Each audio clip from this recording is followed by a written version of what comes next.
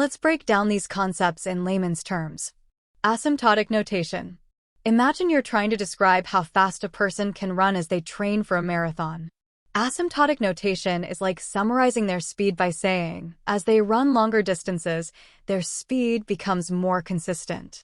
It's a way of describing how an algorithm's performance changes as the size of the input, like the number of elements in a list, increases. Big O notation. Big O notation is like giving an upper bound or worst-case scenario for how long it takes to complete a task. It's like saying, at most, this algorithm will take this much time to finish, no matter how big the problem gets. For example, if you're sorting a list of numbers, Big O notation might tell you how many operations it will take at most, regardless of the list size. Omega Omega notation. Omega Omega notation is like giving a lower bound or best-case scenario for how long it takes to complete a task. It's like saying, at least, this algorithm will take this much time to finish, even if the problem is as small as possible. For example, if you're searching for a value in a sorted list, Omega Omega notation might tell you how quickly you can find it in the best-case scenario. Theta-Θ notation.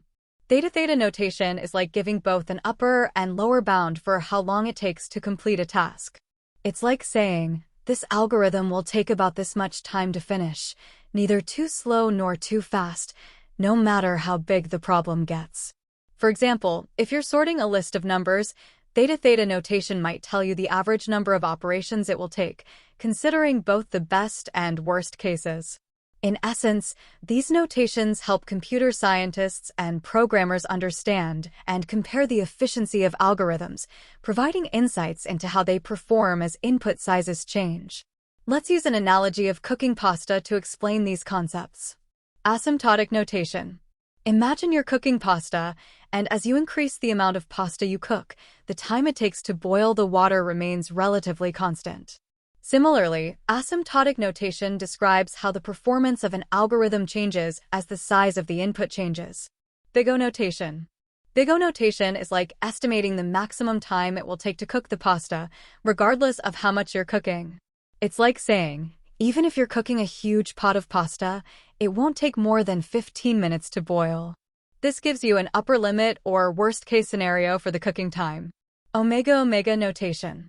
Omega Omega notation is like estimating the minimum time it will take to cook the pasta, even for a small amount.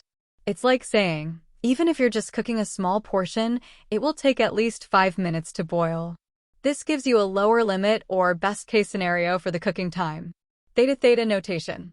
Theta-Θ notation is like finding a sweet spot where you can reliably predict how long it will take to cook the pasta, regardless of the quantity.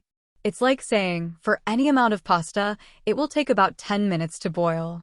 This gives you a range where the cooking time is neither too long nor too short. In summary, these notations help us understand how the performance of algorithms changes as the input size varies, much like estimating cooking times for pasta under different conditions.